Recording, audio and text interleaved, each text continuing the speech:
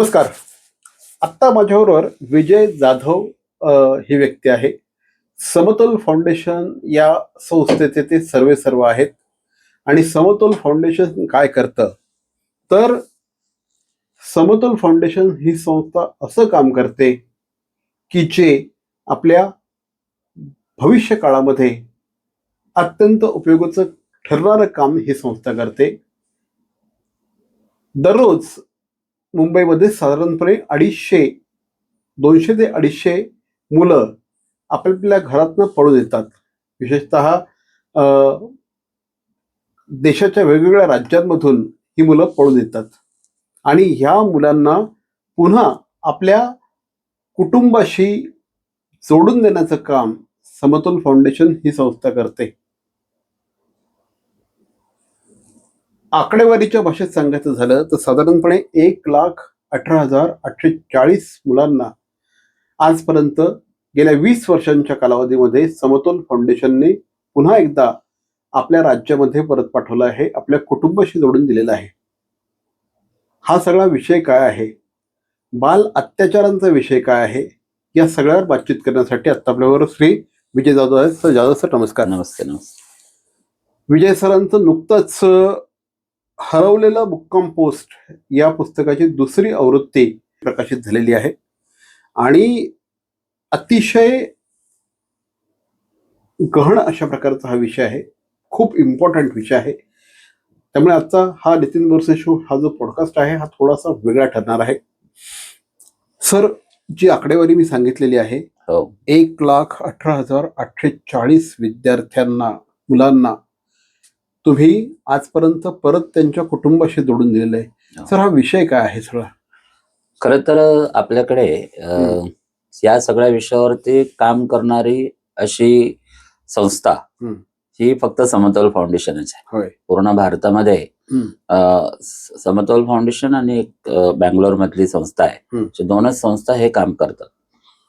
मुख्यतः रेल्वे स्टेशनवरती जाणं, त्या मुलांना शोधणं, त्यांच्याशी संपर्क करणं, त्यांचा विश्वास संपादन करणं, जी काही लिगल प्रक्रिया आहे, मुलांची पोलीस स्टेशनला नोंद करणं किंवा बाकी रजिस्टर करणं, हे जे सगळं केल्यानंतर त्या मुलाची मेडिकल करणं सरकारी दवाखान्यामध्ये जाऊन, आणि मग त्या मुला संदर्भातली कुटुंबाची पूर्ण माहिती काढणं, मुलांनी काही ज्या काही घटना केल्या असतील त्याच्या जीवनामध्ये त्याची माहिती काढणं, त्याला एक विश्वास तयार करणं, त्याला एक सुरक्षित वातावरण तयार करणं, आणि पुन्हा तो त्याच्या आपल्या कुटुंबात परत कसा जाईल किंवा आपल्या कुटुंबाशी जोडून कसा राहील याविषयीचं नियोजन करणं, हा सगळा विषय समतोल फाउंडेशन म्हणून आहे. एकंदरीत कुटुंब व्यवस्था, भारतीय समाज व्यवस्था ही कुटुंबावर आधारित आहे. बरोबर. तर ही जी कुटुंब व्यवस्था आहे ही सक्षम कशी राहील या विषयाचं मूळ तत्व या विषयाला घेऊन आहे. सर, काय आकडेवारी आहे साधारणपणे दररोज मुंबईमध्ये आणि महाराष्ट्रामध्ये किती मुलं येतात साधारणपणे, अशा पद्धतीने पळून किती मुलं येतात, आपलं घर आपलं कुटुंब सोडून दररोज मुंबईमध्ये असे किती मुलं येतात? मुंबईमध्ये जेव्हा आपण मुंबई असा विचार करतो तेव्हा मुंबई म्हणजे आपलं सीएसटी स्टेशन ते कर्जत, सीएसटी स्टेशन ते हे कसारा, आणि इकडे पनवेल, ह्या भागाकडे गेले तर बोरवलीपर्यंत, वेस्टर्नला गेले तर ह्या सगळ्या स्टेशनांचा जर आपण विचार केला तर आम्ही जेव्हा 2006ला या संस्थेची सुरुवात केली तेव्हा आम्ही सुरुवातीला सीएसटी स्टेशनवरती, ज्याला व्हीटी आपण म्हणायचं, तेव्हा आम्ही एका हप्त्यामध्ये आम्हाला 780 मुलं मिळाली होती. काय बोलताय? हा, त्यावेळेला 2006. त्यानंतर आम्ही प्रत्येक 2-3 वर्षांनी सर्वे करत गेलो तर आम्हाला ती संख्या कमी होताना दिसतच नाहीये. ती संख्या तशीच आहे, थोडीफार त्याच्यामध्ये फरक पडतो. तर एवढी संख्या आहे कोणती, याच्यामध्ये नवीन मुलं, जुनी मुलं असे दोन्ही प्रकार आहेत. आणि त्याच्यामुळे जवळपास मुंबईमध्ये दिवसाला सगळ्या रेल्वे स्टेशनचा जर आपण विचार केला तर 250 ते 300 मुलं दर दिवशी येत असतात. आता ही मुलं आपल्याला आपल्या संपर्कात येतील नाही येतील हा अजून वेगळा विषय. अगदी बरोबर. पण एवढी मुलांची संख्या ही सातत्याने येत असते हे आम्ही ठामपणे सांगू शकतो.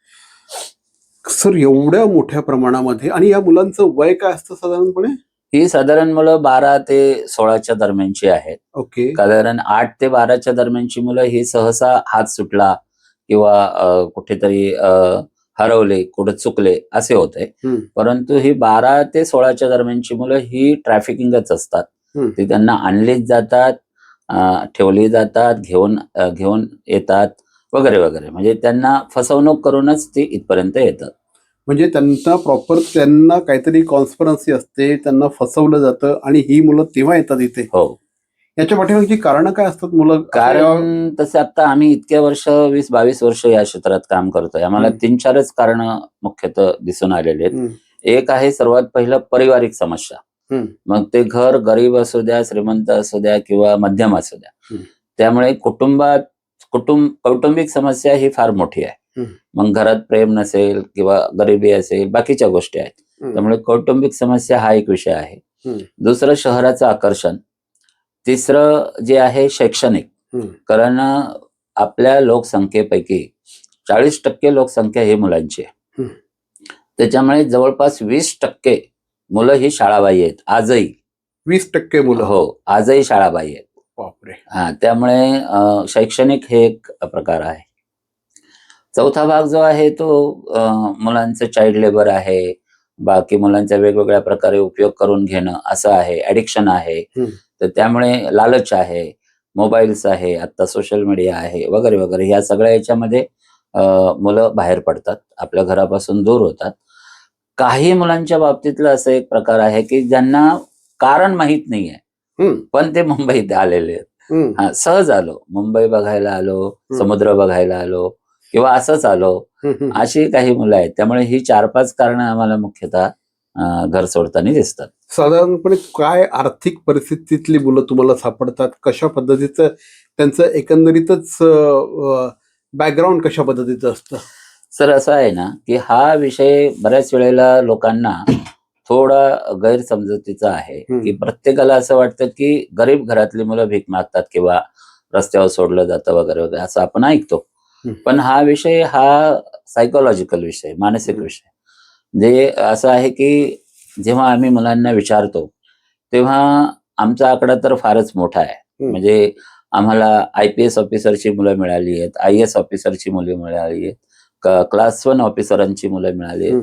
त्याच्यामध्ये आम्हाला काय म्हणू व्यापाऱ्यांची मुलं मिळाली आहेत. एवढंच नव्हे तर मिनिस्टरचा पण मुलगा मिळालेला आहे. काय बोलता? तर ही सगळी मुलं ही काही भीक मागायला म्हणून आली होती असं नाही, परंतु त्यांची परिस्थिती तशी झाली आणि ते स्टेशनवरती अशा अवस्थेमध्ये पण आम्हाला मिळाले आहेत. त्यामुळे गरीब घरचा मुलगा किंवा श्रीमंत घरचा मुलगा असा फरक नाही येतो. हा वस्तुस्थिती, परिस्थिती, त्या वातावरणाशी मिसळून ही मुलं जेव्हा फिरतात किंवा एकत्र येतात तेव्हा त्या याच्यामध्ये ते जातात. आणि अशा सगळ्या मुलांना एक सुरक्षित आपलं वकिली करणारा कोणीतरी हवा असतो. कुटुंबात जायचंच असतं, पण आता कुटुंबात न सांगता आल्यामुळे की माझी बाजू मांडणारं कोण, तर त्यामुळे आपण त्यांच्याबरोबर जर तो विश्वास तयार झाला तर ही पुन्हा कुटुंबात जातात. एक्झॅक्टली. म्हणजे आता त्यांनी जे असं फक्त हे सांगितलेलं आहे, पण आकडेवारी माझ्याकडे आहे. त्यांनी मला मगाशी आकडेवारी सांगितली होती की 3 IAS officers, 3 IPS officers, 1200 class 1 officers, 3500 पोलिसांची मुलं, काही आमदारांची मुलं आणि त्यांनी आता सांगितलं मंत्र्यांच्या मुलांना भीक मागताना बघितलेलं आहे. हो सर, एवढी भीषण परिस्थिती ही? येस. हे आमचा रोजचा अनुभव आहे. त्यामुळे हे आता साधारणपणे आम्ही 10 रेल्वे स्टेशनवर काम करतो. कुठल्या? महाराष्ट्रातल्या. मुंबई आहे, मुंबई उपनगर आहे, ठाणे आहे, कल्याण आहे, पुणे आहे, जंक्शन सगळे, भुसावळ आहे, जळगाव आहे, नागपूर आहे, अमरावती आहे, नांदेड आहे. त्यामुळे अशा सगळ्या रेल्वे स्टेशनवरती आमचं काम आहे. त्याच्यामध्ये भुसावळमध्ये आम्हाला सर्वात जास्त मुलं मिळतात, मुंबईमध्ये मिळतात, पुण्यात मिळतात.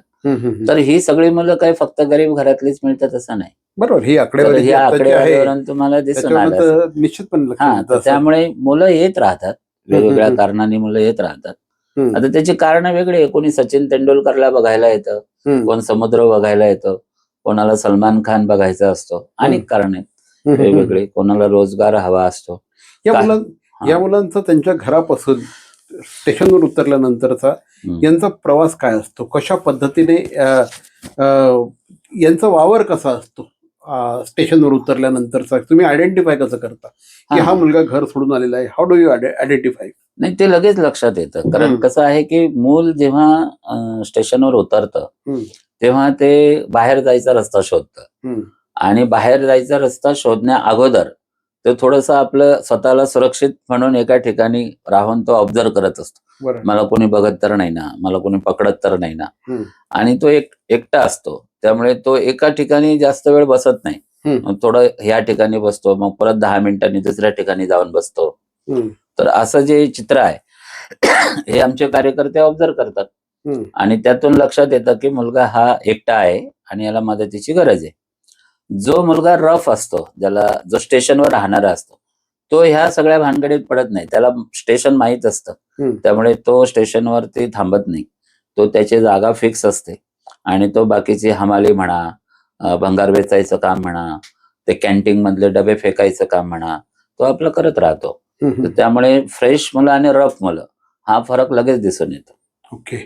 मग तुम्ही ह्या मुलांवर कशा पद्धतीने काम करता? तुम्ही एकदा मुलाला आयडेंटिफाय केल्यानंतर तुमच्या संस्थेमध्ये आणायची प्रक्रिया कशी असते? आमचे कार्यकर्ते जे फील्डवरती काम करतात त्या कार्यकर्त्यांना किमान 5 भाषा येणं आवश्यक आहे.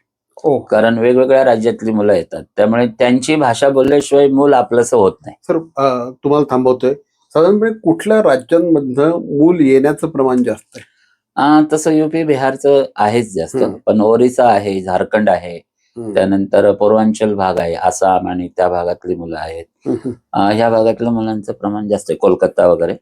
तर त्यामुळे किमान त्या भाषा येणं आवश्यक असतं आणि मग त्या भाषेला घेऊन मुलाशी बोललं तर त्याला ते आपलंसं वाटतं.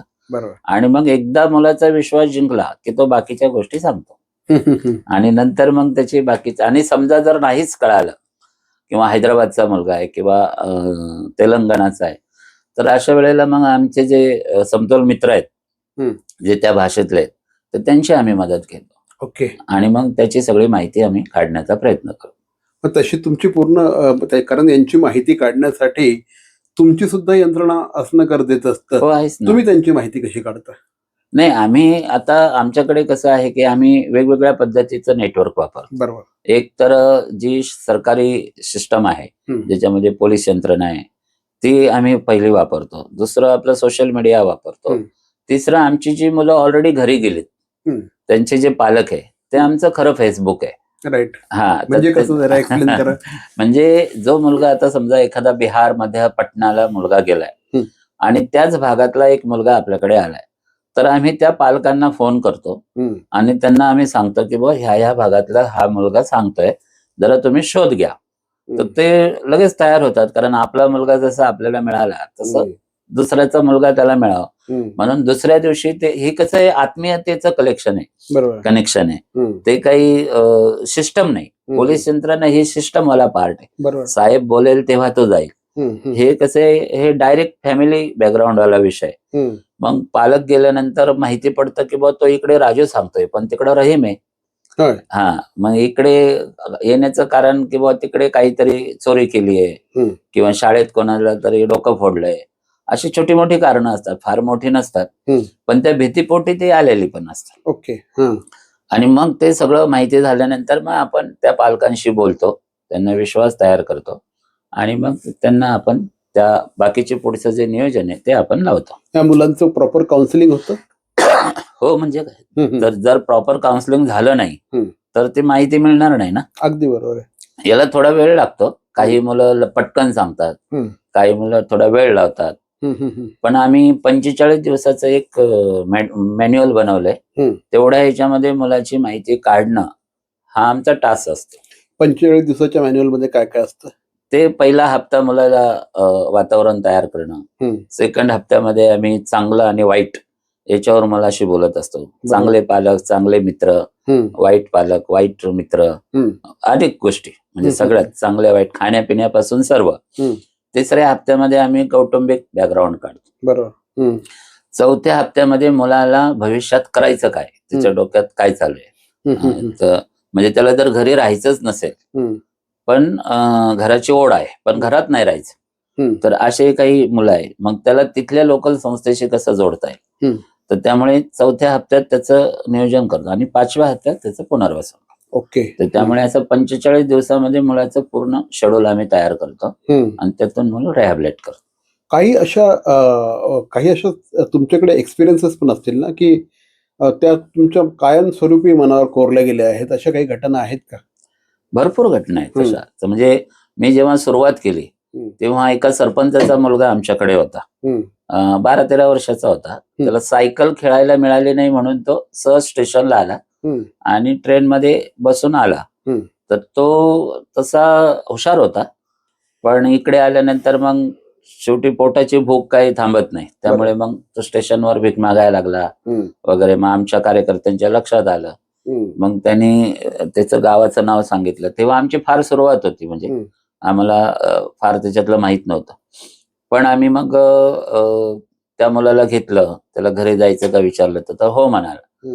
मग आम्ही स्टेशनला ऍक्सिडेंट हमाल अशी एक कॅटेगरी असते, तर त्याला सोबत घेतलं आणि मग आम्ही त्या मुलाला नेऊन सोडवलं घरी. तेव्हा त्याचे पालक त्याला शोधतच होते. सरपंचाचा मुलगा असल्यामुळे गावामध्ये बराच प्रचार होता, पोस्टर लागले होते. मग अशा सगळ्या संदर्भात गाव जमा झालं. मग आम्हाला विचारलं गेलं की तुम्ही कोण, कसं, कुठे भेटला. आम्ही आमच्या पद्धतीने सांगितलं. मग गावामध्ये एक वेगळं वातावरण तयार झालं आणि मग गावात एक हत्ती होता त्यावेळेला तिथे कोणाचा तरी. त्या हत्तीवर आम्हाला बसवलं. मग पूर्ण गावात आमची मिरवणूक काढली. आम्हाला कपडे दिले, खायला दिलं, मिठाई वाटली. तर तो एक इम्पॅक्ट मनात असा होता की जो माझ्या बरोबरचा मुलगा होता तो म्हणला, विजय भाई इसमें इतना अच्छा है, खाने को भी मिलता है, पैसा भी मिल रहा है, लोग सम्मान भी कर रहे हैं, तो मुंबई जाएंगे तो पकड़ पकड़ के बच्चों को घर ही भेजते जाएंगे. तर असे ती एक मनात करून गेलं.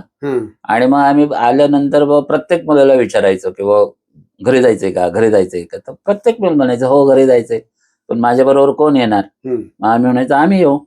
मग अशी सुरुवात करत करत ते, म्हणजे याला ट्रॅफिकिंग म्हणतात. मग ह्याचं फार मोठं हे रॅकेट आहे किंवा अशी फार जास्त मुलं येतात. हा तेव्हा काही विषय नव्हता. तो हळूहळू एवढ्या वर्षानंतर मग तो सातत्याने सुरू झाला. आणि सर्वच संस्था, म्हणजे अनेक संस्था, सर्वच म्हणण्यापेक्षा अनेक संस्था हे हॉस्टेलच चालवतात. अनाथ म्हणून त्या मुलांची आयडेंटिटी करतात. ज्यांचे पालक आहेत पण मूल घरी जायचं नाही म्हटलं की ठेवून घेतात डोनेशनसाठी. आणि बऱ्याच मुलांना हे अनाथ बनवलं गेलंय असंही दिसतंय. अनाथ बनवलं गेलंय हा, म्हणजे पालक असताना सुद्धा ते त्यांच्याकडे ठेवून घेत आहेत ना. तर त्यामुळे कोणी व्हिजिटर जर आले तर त्यांना अनाथ म्हणूनच दाखवलं जातं. शिवाय सरकारी कॅटेगरीमध्ये अनाथ मुलांना जास्त अनुदान आहे. म्हणजे पर चाइल्ड पर मंथ 2100-2200 रुपये अनाथ मुलांना मिळतात. आणि सिंगल पॅरेंट्स आणि अनफिट पॅरेंट्सला 1200 रुपये मिळतात. तर त्यामुळे कोणतेही इकॉनॉमिक्स आहे. हा, त्याच्यात पण इकॉनॉमिक्स आहे. त्यामुळे ह्या वर्गीकरणामध्ये मुलं जास्तच दाखवली जातात. बरोबर. म्हणून अनाथांची संख्या ही फार मोठी दाखवली जाते. पण मुलं अनाथच नसतात, कारण कोणताही पालक, त्याच्यात पण काहीतरी कॅटेगरी त्या इंटरेस्टिंग आहे, जरा सांगा ना. नाही, त्यामध्ये कसं आहे की आता उदाहरणार्थ एक मुलगा आहे आणि त्या मुलाला जर एखाद्या एनजीओ मध्ये ठेवलंय तर तो ऑर्फन जर दाखवला नाही तर त्याला 1200 रुपये मिळतील. बरोबर. आणि तो जर ऑर्फन दाखवला तर 2200 रुपये मिळतील. शिवाय हा जो मुलगा आहे हा म्हणजे 16 वर्षापर्यंतच अनाथ असतो. 16 वर्षानंतर तो स्वतः जगू शकतो. बरोबर. मग स्वतः जगला की घरातले पण म्हणतात की हा आमचा आहे, कारण तेव्हा तो दुसऱ्याला पोचतो. करेक्ट आहे. हा, आणि जोपर्यंत 16 वर्षाचा आहे तोपर्यंत आपल्याला सांभाळावं लागतं. बरोबर. या तुमच्या कामामध्ये काही संघर्षाच्या पण हेच असतील ना, म्हणजे काही वेळेस संघर्ष पण होत असेल. संघर्ष रोजचाच आहे, काही वेळा असं नाही. संघर्ष रोजचाच आहे, कारण गुंड प्रवृत्तीची लोक आहेत. मी तर म्हणेन शासनाचेही काही लोक आहेत जे शासकीय अधिकारी आहेत पण गुंड आहेत. ते अशा सगळ्या मुलांच्या बाबतीत सपोर्ट करत नाही, त्यांना बाहेर पळवण्यासाठी प्रवृत्त करतात. असे बरेच विषय आहेत त्याच्यामध्ये. म्हणजे मला जर आठवत आहे की एकदा ही जी कोलकाता ट्रेन आहे, हावडा ट्रेन, त्याच्यामध्ये आम्ही एकदा 32 मुलींना सोडवलं. काय बोलतोय? हा, ते 2012-13ची घटना आहे. तर प्रत्येक मुलीची किंमत ही ठरलेली असते ना, हो. 70,000 80,000, काही मुली लहान असतात तर 1,00,000च्या वर त्यांची किंमत ठरलेली असते. तर अशा वेळेला आमचा शोध घेण्यात आला की बुवा हे सगळं प्रकरण कोणी पकडलं गेलं WCD ला घेऊन वगैरे.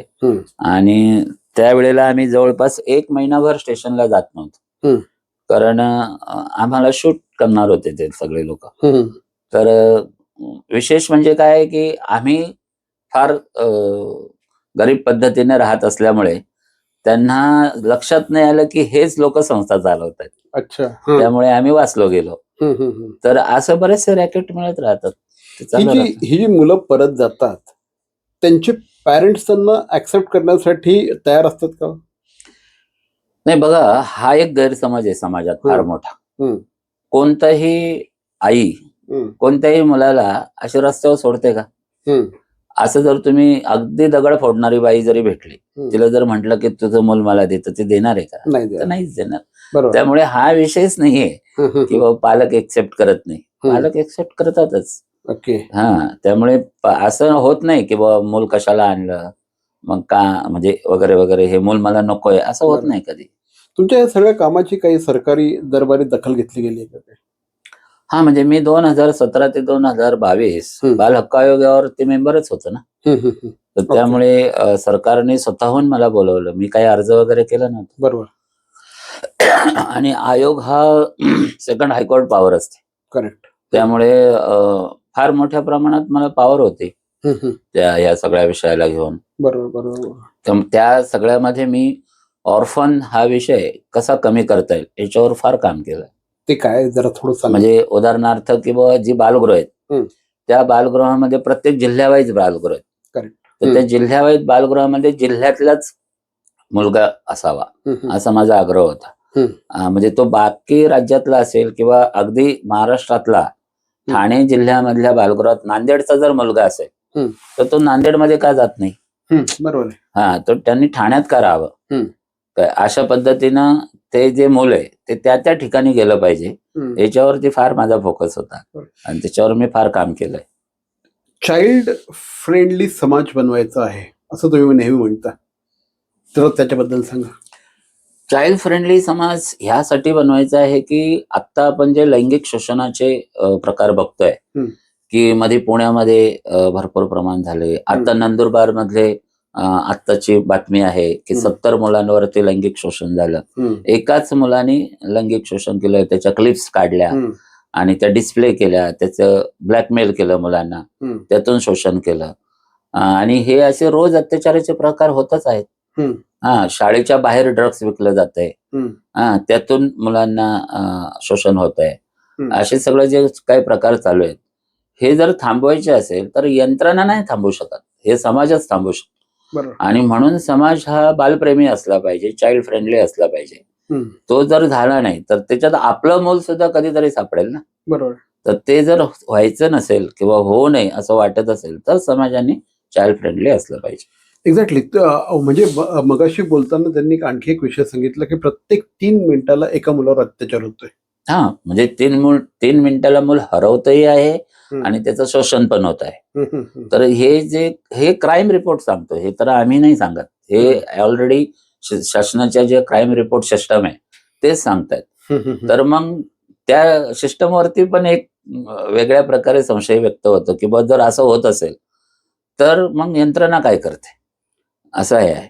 त्यामुळे यंत्रणाकडे लिमिटेड पॉवर आहे. बरोबर. त्याच्यामुळे एवढ्या 1.25 करोड लोकसंख्येमध्ये जर 30-40 हजारच पोलीस असतील तर कुठे कुठे लक्ष देतील ना. बरोबर. तर त्यामुळे समाजानेच याच्यावरती लक्ष दिलं पाहिजे. तुम्ही ना एवढा तुमचा दीर्घ अनुभव आहे, जवळपास 20 वर्ष या क्षेत्रात तुम्ही काम करत आहात. ह्या सगळ्या गोष्टी थांबवण्यासाठी समाज म्हणून, कुटुंब म्हणून काय व्हायला पाहिजे? शाळांमध्ये जनजागृती झाली पाहिजे.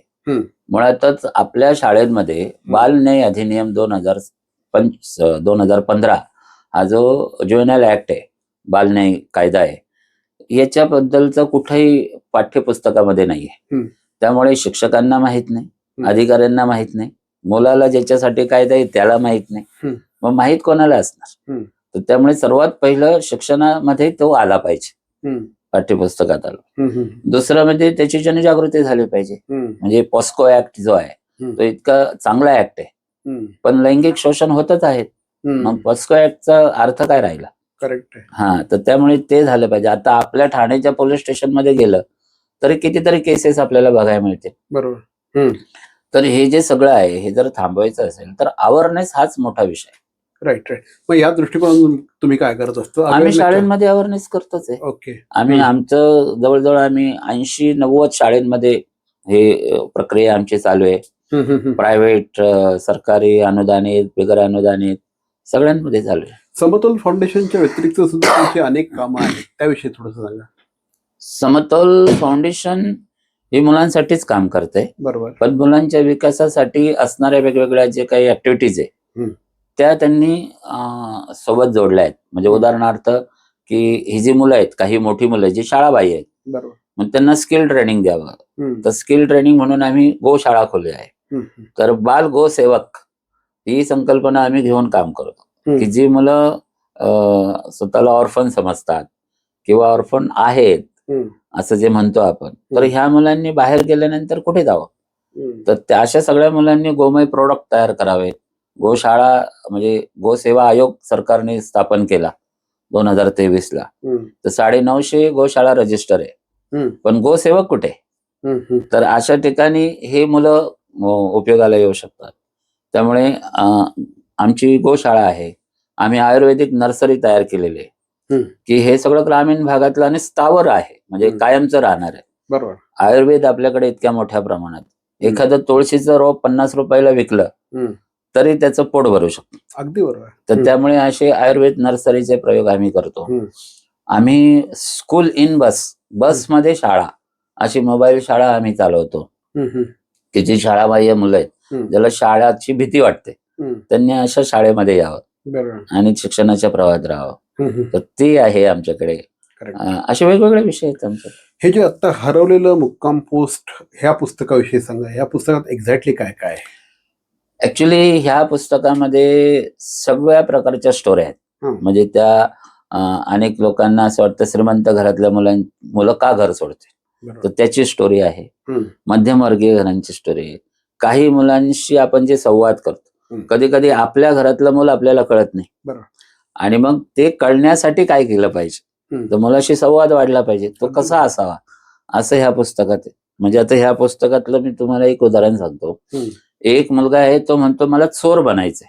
हो, मला बाकी काही नाही बनायचं, मला चोर बनायचं.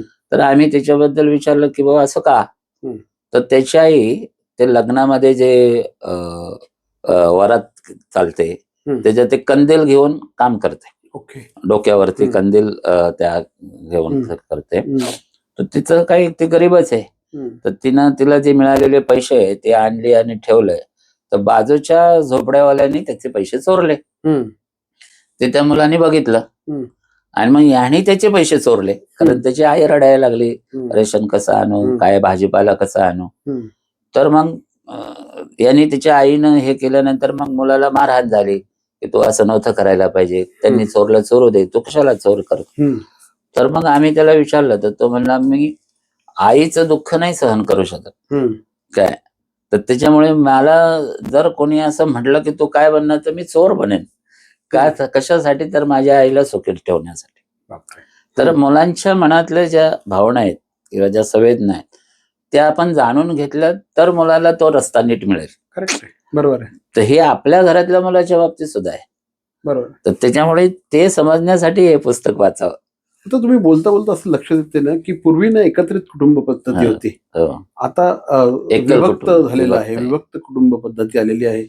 याचं सुद्धा एक कारण असतं. हो, म्हणजे काय, आता आमच्याकडे एक उदाहरण आहे की आमचं जे स्वामी विवेकानंद परिवर्तन केंद्र आहे, कल्याण मुरबाड रोड, मामनोली या ठिकाणी, तिथे एक फॅमिली आम्हाला भेटायला आली. ते दोघंही डॉक्टर होते आणि सकाळी हॉस्पिटल असल्यामुळे ते निघून जायचे. मग मावशी वगैरे ते सांभाळायचे. मावशीला काही कंटाळा आला तर ते चायनीज घेऊन यायचे, त्या मुलाला खायला द्यायचे, त्याला ती सवय लागली. ते आमच्याकडे जेव्हा रविवारी मुलाला घेऊन आले तर आम्ही डाळ भात दिला मुलाला, तर मुलगा काय खायला तयार नव्हता. तो म्हणला मी चायनीजच खातो रोज, मला आत्ताच्या आत्ता चायनीज पाहिजे. त्याच्यात तो व्हायब्रेट झाला आणि त्यांनी त्याच्या ताकदीचा दगड उचलून त्यांच्याच गाडीवर टाकला. ओ बापरे. हा, इतका तो हे झाला. हम्म. तर हे जे आहे हे कशाचं उदाहरण आहे, तर हे एकल कुटुंब पद्धतीचं उदाहरण, Correct. की काही गोष्टी ज्या चांगल्या आहेत हे सांगणारच आपल्याकडे कोण नाही. बरोबर आहे. पूर्वी आजी आजोबा घरात असायचे, हो, लक्ष असायचं हा. मुलांवर. तर आता त्यामुळे आई वडील दोघेही सकाळपासून संध्याकाळपर्यंत जॉबला जातात. हो, तर त्यामुळे हे अशा समस्या फार वाढतील पुढे. तर ती कुटुंब व्यवस्था नीट राहावी, कुटुंब प्रबोधन व्हावं. म्हणजे राष्ट्रीय स्वयंसेवक संघ 100 वर्ष आता शताब्दी वर्षामध्ये आहे. तर त्यांच्यामध्ये कुटुंब प्रबोधन हा एक पार्ट आहेच. तर तो स्थावर विषय आहे, म्हणजे कायमचा राहणारा विषय जो आपण अनेक वर्ष करतोय. आणि त्यामुळे ह्या सगळ्या गोष्टी जर समाजामध्ये समाज स्थिर, समाज समतोल ठेवायचा असेल तर कुटुंब व्यवस्था सक्षम असली पाहिजे. जर समाज समतोल ठेवायचा असेल तर कुटुंब व्यवस्था सक्षम असायला पाहिजे.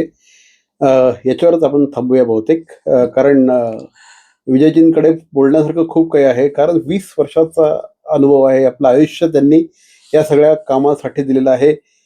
सर, एकच विचारतो प्रश्न आता, या सगळ्या कामासाठी तुम्हाला समाजाकडनं कशा पद्धतीचं रिसीव्ह होतं? समाज कसा हा ह्या कामाला स्वीकारतोय? समाज सहकार्य करतोय म्हणूनच मी हे करू शकतोय खरं तर. पण मला अजून जी अपेक्षा आहे की म्हणजे समाजातल्या तरुण वर्ग आहे, समाजातले जे समाजप्रेमी लोक आहेत, ज्याला समाज चांगला असावा असं वाटत आहे, अशा सगळ्या लोकांनी मुलांसंदर्भात काम केलं पाहिजे. कारण मुलं ही देशाचं भविष्य आहे. आणि त्यामुळे त्यांच्याशी जोडून, आणि जी बाहेर मुलं आहेत, जी निराधार आहे, निराश्रित आहे, अशा सगळ्या मुलांकडे एक चांगल्या दृष्टिकोनातून बघितलं पाहिजे. आपला दृष्टिकोन चुकीचा असल्यामुळे आपण त्या मुलांना चुकीचं म्हणतो. तर तो जर नीट झाला तर समाजातला जी समानता आहे ती अजून इतकी स्ट्रॉंग होईल की जिथे मूल सुरक्षित तिथला देश सुरक्षित असं म्हटलं जातं. त्यामुळे असं आपल्याला म्हणायला हरकत नाही. एका पाठोपाठ एक अनेक विचार ते इथे मांडतायत की मूल सुरक्षित तर देश सुरक्षित. चित्रपटांचा किती परिणाम असतो या सगळ्यावर? भरपूर असतो. काही चित्रपट चांगले आहेत, सोशल मीडिया चित्रपट या सगळ्याचा. हा, म्हणजे आता कसं आहे, हे मीडिया प्रकरण जसं आपण वापरतो तसं आहे, त्याच्यावर कंट्रोल नाही काही. त्यामुळे सोशल मीडियाचा वापर जर चांगला झाला तर नक्की चांगला आहे, पण तो जर चुकीचा झाला तर फार जास्त चुकीच्या पद्धतीने मुलं व्हायब्रेट होऊ शकतात. बरोबर. तर त्यामुळे त्याच्यावर सुद्धा सरकारने काम केलं पाहिजे असे काही. तर हे होते विजय जाधव. असे त्यांच्याशी बोलणं संपायचं तर तेवढं डोक्यात आणखी काही काही प्रश्न येत आहेत, कारण हा विषय तसा आहे, हा तुमच्या आमच्याशी सगळ्यांशी संबंधित हा विषय आहे. हा आपल्या घरापर्यंत पोहोचलेला विषय आहे. आज जर का काही मुलं जात्यात असतील तर काही मुलं सुपात देखील असतील, आणि ह्या सगळ्यांना थांबवण्याचं त्यांच्या परीने काम ते करतायत. विजयजी आमच्याशी बोलत त्याबद्दल धन्यवाद. धन्यवाद. Thank you very much.